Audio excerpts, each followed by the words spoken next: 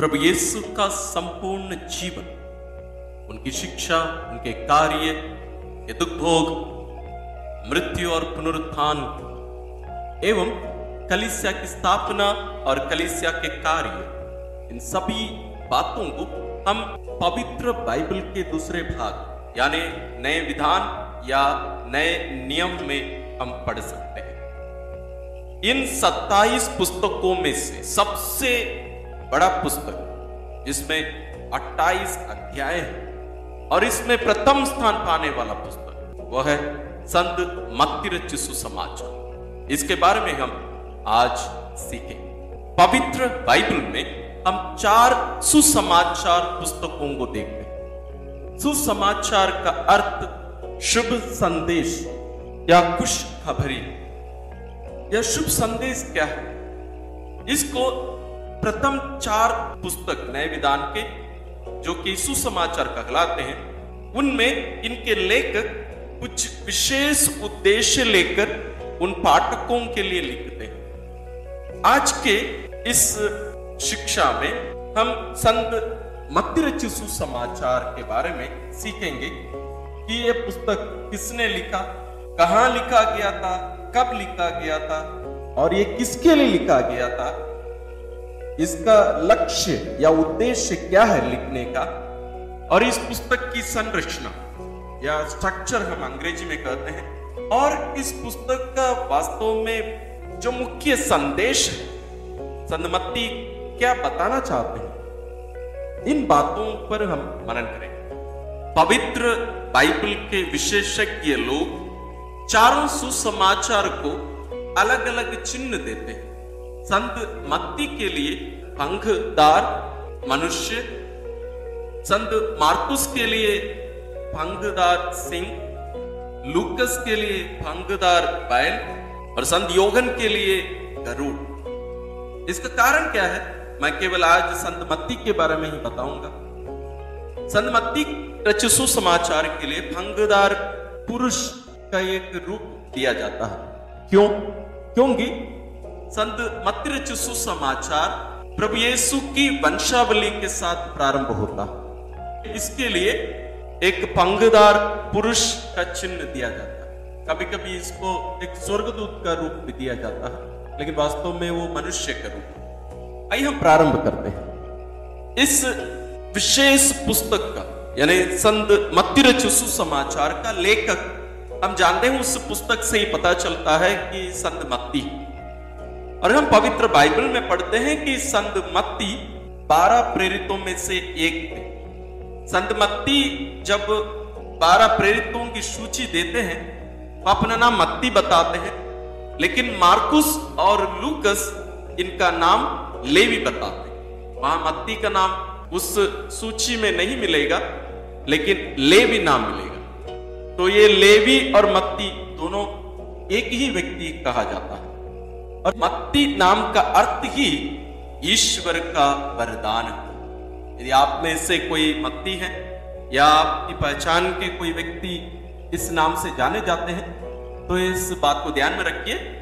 तो मत्ती का अर्थ ईश्वर का वरदान है। और हम तीनों सुसमाचार यानी मत्ती, मार्कुस और लूकस रचित सुसमाचारों में हम संत मत्ती को एक चुंगी वसूल करने वाला एक व्यक्ति के रूप में हम पाते हैं, यानी कर वसूल करने वाला या टैक्स कलेक्टर हम कह सकते हैं अंग्रेजी में। ये वही कार्य कर रहे थे, वही काम करते थे, और वहीं से ही यीशु इन्हें बुलाए। और संत मत्ती अपना उस व्यवसाय को छोड़कर प्रभु यीशु और उनके अन्य शिष्यों के लिए मत्ती अपने घर में एक भोजन की व्यवस्था करते हैं, और उसके बाद यीशु के शिष्य बनकर यीशु के पीछे हो लेते हैं। इसके बारे में हम संत मत्ती अध्याय 9 पद संख्या 9 से 13 में और अन्य दोनों सुसमाचार में भी हम पढ़ सकते हैं। दूसरा विषय है यह पुस्तक कब लिखा गया और कहां लिखा गया। वास्तव में आज की स्थिति में अलग अलग विशेषज्ञ अलग अलग साल इसके लिए देते हैं। कुछ लोगों का मानना है कि संत मत्ती लगभग 50 या 60 के बीच में लिखा गया होगा, लेकिन अन्य लोग कहते हैं कि मार्कुस 65 और 70 के बीच में लिखा हुआ होगा, और संत मत्ती 70 के बाद में, सामान्य रूप से इसको 70 के बाद माना जाता है। ये कहां लिखा गया था, वास्तव में इसके बारे में भी कोई स्पष्ट जवाब सही में नहीं है। कुछ लोग कहते हैं ये फिलिस्तीन में ही वे लिखे, और कुछ लोग कहते हैं सीरिया या अंतियोक में लिखे होंगे।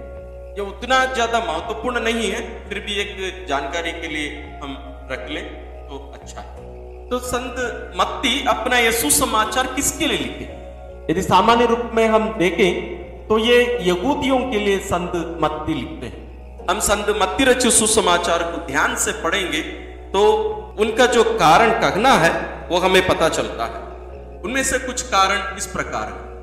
अन्य जितने भी पुस्तक है नए विधान, उन सभी में से ज्यादा संत मत्ती पुराने विधान के जो अन्य लेखक हैं उनके हवाला देते हुए उस व्यवस्थान को पूरा होते हुए अपने सुसमाचार में लिखे। दूसरी बात है, प्रभु यीशु को इब्राहिम की संतान के रूप में प्रकट करते हैं। मत्ती अध्याय 1 पद संख्या 1 से ही संत मत्ती इस बात को बताते हुए शुरू करते हैं। संत मत्ती ऐसे शुरू करते हैं अपने सुसमाचार को, इब्राहिम की संतान, दाऊद के पुत्र, ईसा मसीह की वंशावली। तो संत मत्ती प्रभु यीशु को इब्राहिम की संतान के रूप में प्रकट करते हुए, प्रस्तुत करते हुए लिखते हैं। ये क्यों जरूरी है? क्योंकि एक यहूदी के लिए बहुत जरूरी था, क्योंकि इस्राएल जो देश था या ईश्वर की प्रजा थी वह अब एक प्रकार से बदलने वाली। इसके बारे में जब हम सुसमाचार को विस्तार रूप से ध्यानपूर्वक पढ़ेंगे ये हमें वास्तव में समझ में आएगा। तीसरी बात है, हम संत मत्ती रचित सुसमाचार में यहूदी रीति रिवाज को हम कभी भी समझाते हुए संत मत्ती को नहीं पाएंगे। संत मत्ती जरूर यहूदी रीति रिवाजों के बारे में लिखते हैं, लेकिन उनकी व्याख्या नहीं करते, उनका वर्णन नहीं करते, उसका एक्सप्लेनेशन नहीं देते। क्यों? क्योंकि वे यहूदी लोगों के लिए लिख रहे थे। तो जो व्यक्ति जानकार है वहां की परिस्थिति के बारे में, तो उनको उसका वर्णन करना या उसकी व्याख्या करना आवश्यक नहीं पड़ता। इसलिए संत मत्ती यहूदी रीति रिवाजों के बारे में जरूर लिखते हैं, लेकिन उनकी व्याख्या या एक्सप्लेनेशन नहीं देते हैं। चौथी बात है, इसमें जो शब्दावली का प्रयोग संत मत्ती किए हैं, जैसे स्वर्ग का राज्य, ये कोई यहूदी व्यक्ति बहुत जल्दी पकड़ ले, स्वर्ग का राज्य। और पांचवी बात है, संत मत्ती कभी भी ईश्वर का नाम यहोवा करके नहीं ले, ये ईश्वर को स्वर्ग में विराजमान हमारे पिता के रूप में वहां प्रस्तुत करते हैं। और छठवीं बात है, जैसे हम प्रभु यीशु की वंशावली में हमने सुना था, संत मत्ती प्रभु यीशु को दाऊद के पुत्र के रूप में प्रकट करें या प्रस्तुत करते हैं। यह भी क्यों जरूरी है? क्योंकि ईश्वर दाऊद राजा के द्वारा इस्राएलियों के साथ एक विधान किया, इसको अंग्रेजी में हम डेविडी कवनेंट कहते हैं। यह दाऊद के साथ ईश्वर की विधान, इसके बारे में हम अलग अलग जगहों पर पढ़ सकते हैं।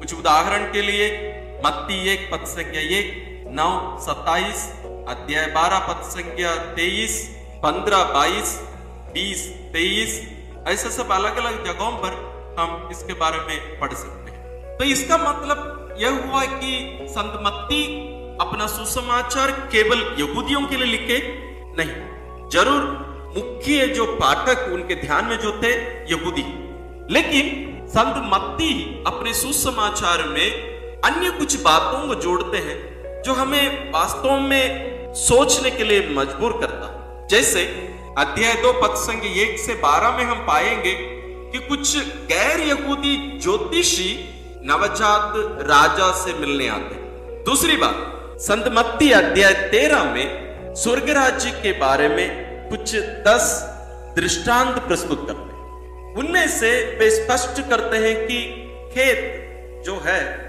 ये केवल यहूदियों का वो देश नहीं था, बल्कि सारा संसार। और तीसरी बात है, अध्याय 28 पद संख्या 18 से 20 में हम देखेंगे कि प्रभु यीशु स्वर्ग आरोहण के पहले अपने शिष्यों को आदेश देते हैं कि वे दुनिया के कोने कोने में जाकर सभी राष्ट्र के लोगों को सुसमाचार सुनाए और उन्हें शिष्य बनाए। तो जरूर संत मत्ती यहूदी विश्वासियों को या यहूदियों को अपने ध्यान में रखकर जरूर लिखे, लेकिन वहां तक वे सीमित नहीं रहे। तो संत मत्ती सभी लोगों के लिए, विशेष रूप से यहूदियों के लिए।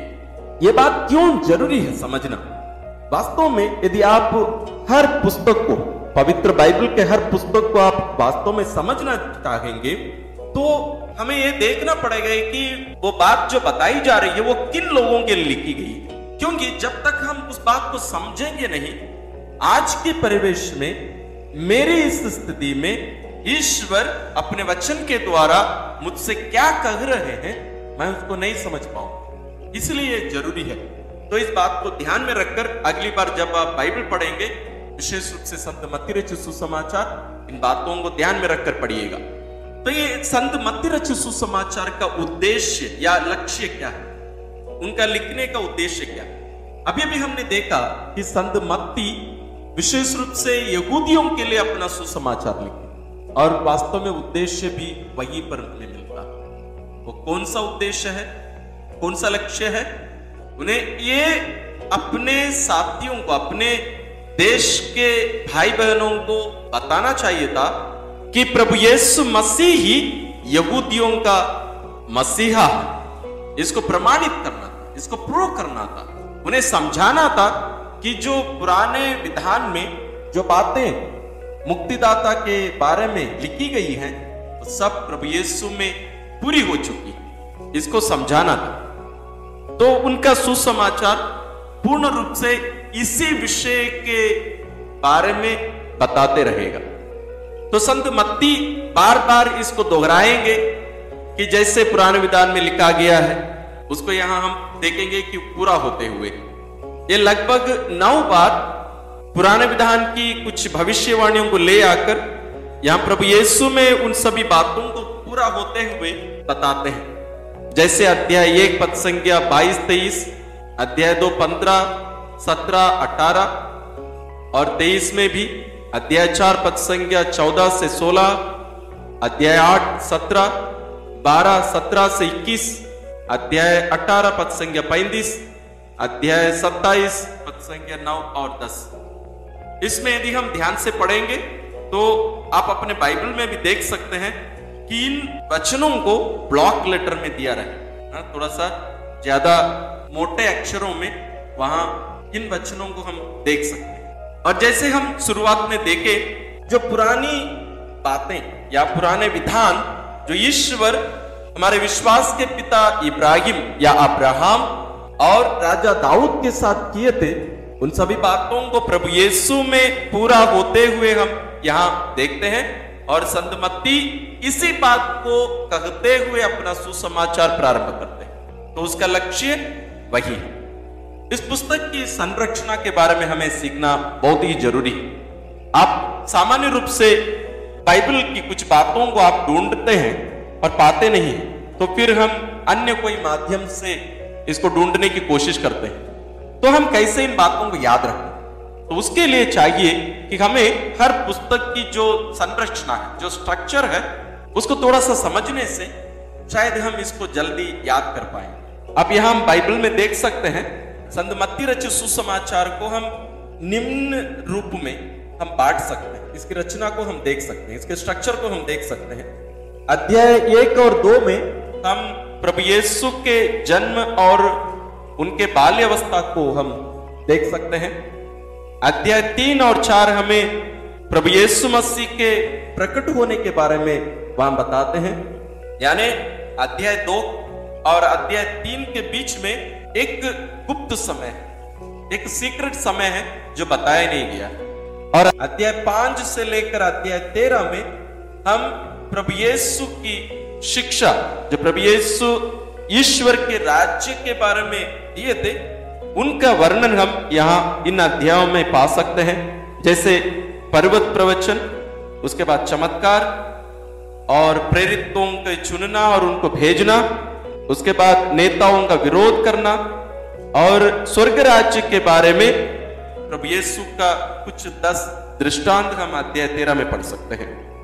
अभी तक 13 तक हम देखते हैं कि यीशु सभी लोगों को शिक्षा देते हुए हम उन्हें पाते हैं, लेकिन अध्याय 14 से लेकर अध्याय 20 के बीच में हम देखेंगे जरूर यीशु लोगों को भी शिक्षा देते हैं, चमत्कार भी करते हैं, लेकिन उनके द्वारा अपने 12 प्रेरितों को यीशु एक प्रकार से स्पेशल ट्रेनिंग दे रहे हैं। इस ट्रेनिंग के द्वारा वे अपनी कलीसिया की स्थापना के लिए उन्हें तैयार कर रहे थे। और अध्याय 21 से लेकर 25 में हम देखते हैं कि प्रभु यीशु यरूशलेम में प्रवेश करके वहां मसीह के रूप में कैसे वे कार्य करते हैं, इसका वर्णन है 21 से लेकर 25 तक। अध्याय 21 में हम पाएंगे कि शुरू में ही प्रभु यीशु यरूशलेम नगर में प्रवेश करते हैं। अध्याय 26 से लेकर 28 में हम प्रभु यीशु के दुखभोग और उनके पुनरुत्थान के बारे में हम वहां पढ़ते हैं। तो इस स्ट्रक्चर को, इस संरचना को थोड़ा सा ध्यान में रखिएगा, ताकि आप मत्ती रचित सुसमाचार में कौन सी बातें हम पाते हैं और उसको कैसे ढूंढ पाएंगे, उसको इसके द्वारा हम सरलता से उसको खोज पाएंगे। इसके साथ साथ कुछ महत्वपूर्ण बातें संत मत्ती रचित सुसमाचार की संरचना के बारे में मैं आप लोगों का ध्यान इस बात पर खींच लाना चाहूंगा कि आज जैसे पवित्र बाइबल के पुस्तकों का जो अध्याय और पद संख्या बताया गया है, वैसे शुरुआती दिनों में नहीं, ये बहुत साल बाद में ही ये सब किया गया। इसके बारे में इसके पहले कुछ वीडियोस में हम सीखे हैं, उनका लिंक्स हम डिस्क्रिप्शन में दे रहे हैं, आप उनको जरूर देखिए और इन बातों को समझिएगा। संत मत्ती अपने सुसमाचार में पर्वत प्रवचन यानी अध्याय 5 से लेकर अध्याय 7 तक की उनके उस वर्णन में वे बार बार ये दोहराएंगे कि पहले ये कहा गया है लेकिन मैं तुमसे कहता हूं, यानी यीशु यहां आकर एक नई शिक्षा लोगों के सामने प्रस्तुत करते हैं। हम पुराने विधान में मूसा को देखते हैं कि वे आदेश देते, ईश्वर की आज्ञाएं मूसा द्वारा लोगों को मिली थी, लेकिन यहां नए विधान की आज्ञाएं दूसरा मूसा यानी स्वयं प्रभु यीशु के द्वारा लोगों को दी जाती। तो संत मत्ती प्रभु यीशु को इस नए विधान की मूसा के रूप में प्रस्तुत भी करते हैं, क्योंकि पुराने विधान में हम पाएंगे कि मूसा एक सेंट्रल फिगर है। उनके द्वारा ही ईश्वर इस्राएलियों को मिस्र देश की गुलामी से बचाकर मरुभूमि होकर प्रतिज्ञा देश लेके आए। और हम जानते हैं वो एक पूर्वाभास है, प्रीफिगरेशन, जो नए विधान में वो पूरा होते हुए हमें दिखाई देगा। वो कैसे? इस दुनिया रूपी इस मिस्र देश में जो हम यहां दासों के रूप में पड़े हुए हैं, पापों में फंसकर, यहां पिता ईश्वर अपने पुत्र को मूसा जैसे एक नबी के रूप में, एक मुक्तिदाता के रूप में यहां भेजते हैं, और प्रभु यीशु हमें यहां से छुड़ाकर प्रतिज्ञा देश यानी स्वर्ग राज्य की ओर हमें ले जाते हैं। इस बात को हमें ध्यान में रखने की जरूरत है। और एक बहुत सुंदर सी बात, मुझे पता नहीं आप इसके बारे में कहीं सुने हो या नहीं, संत मत्ती रचित सुसमाचार में हम प्रभु यीशु की शिक्षा को 5 खंड में पाते हैं। इसको अंग्रेजी में डिस्कोर्सेस कहा जाता है, इसको हम लंबे प्रवचन कह सकते हैं। ये 5 खंड में क्यों संत मत्ती इसको रखते हैं?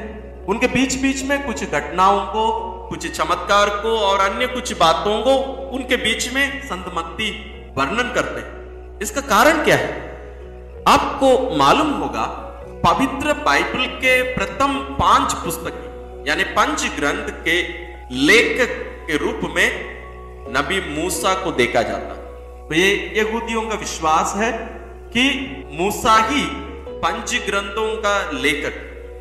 तो संत मत्ती यहां इस नए विधान के नए मूसा को ऐसे 5 ग्रंथ के मूल स्रोत के रूप में, लेखक के रूप में भी, यहां लेखक तो नहीं कहना चाहिए, उसके मूल स्रोत के रूप में यहां प्रकट करते हैं। कैसे? लिख के रखिएगा, अध्याय 5 से लेकर 7 यानी 5, 6, 7 ये पूरा प्रवचन। इन अध्यायों में आप कोई भी अन्य घटना को नहीं पाएंगे, ना तो कोई चंगाई होगी, ना अन्य कोई घटना होगी। दूसरा है अध्याय 10, मतलब 8-9, इन दोनों में हम कुछ चमत्कार, कुछ घटनाओं को हम वहां पाए।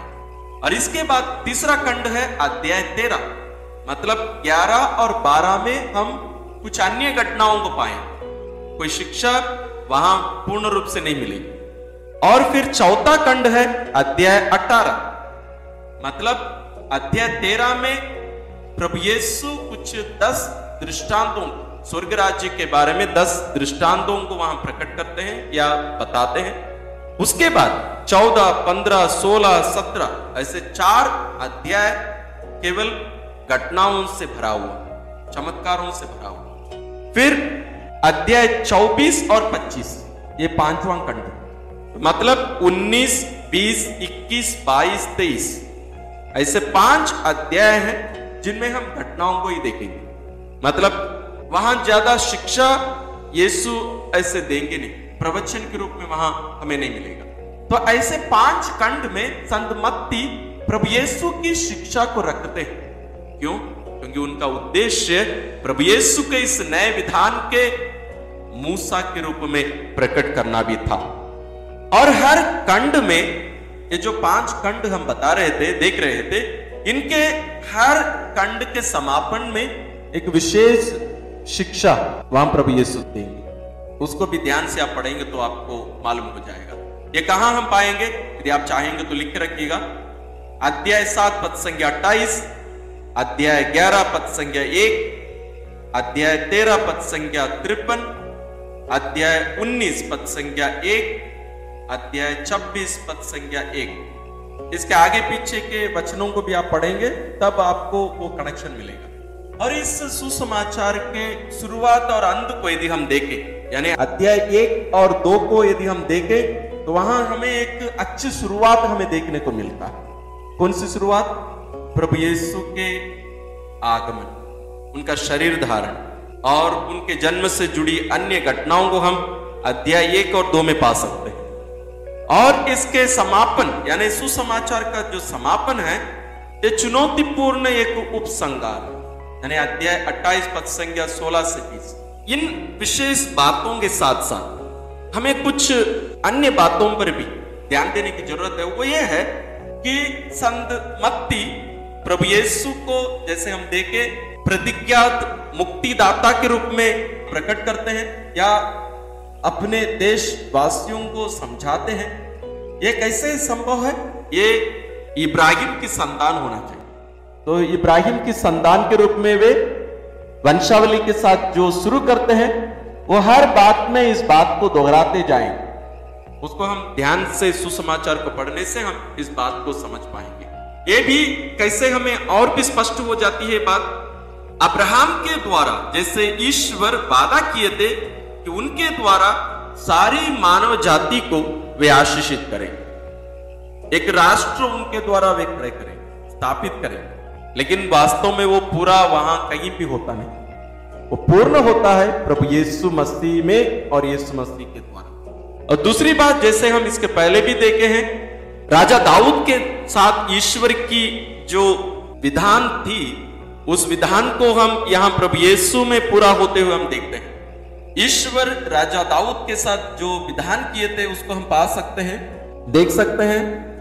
सामुएल का दूसरा ग्रंथ अध्याय 7 पद संख्या 13 से लेकर 16। और हम इसके बाद नबी इसायाह का ग्रंथ अध्याय 61 पद संख्या 1 में भी हम पाएंगे कि कैसे ईश्वर अपने इस पुत्र को ना केवल मुक्तिदाता के रूप में बल्कि सेवक के रूप में इस दुनिया में भेजते हैं, जो इस दुनिया में आकर ईश्वर की इच्छा पूरा करने वाला एक व्यक्ति के रूप में यहां प्रकट किए जाते हैं।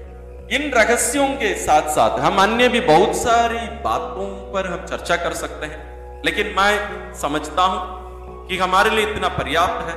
और इन बातों का आप दोबारा सुनिएगा, मनन करिएगा, एक डायरी रखिए, लिखिए।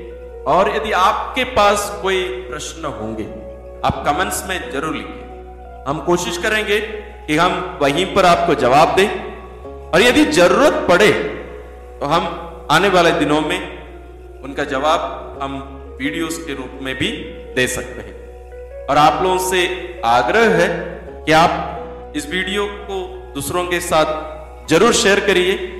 और जैसे मैं पिछले वीडियो में आप लोगों को बताया था कि हम आने वाले दिनों में यानी अगस्त महीने के 1 तारीख से हम संत मत्ती रचित सुसमाचार का पठन करने वाले। इसको हम हर दिन एक एक अध्याय पढ़कर वीडियो में तो हम मनन नहीं करेंगे, लेकिन आप जरूर उस पर मनन करिएगा। उसको कैसे कैसे हम करेंगे इसको हम आने वाले वीडियो में हम आपको बताएंगे। आप सबों को ईश्वर आशीर्वाद देते रहे।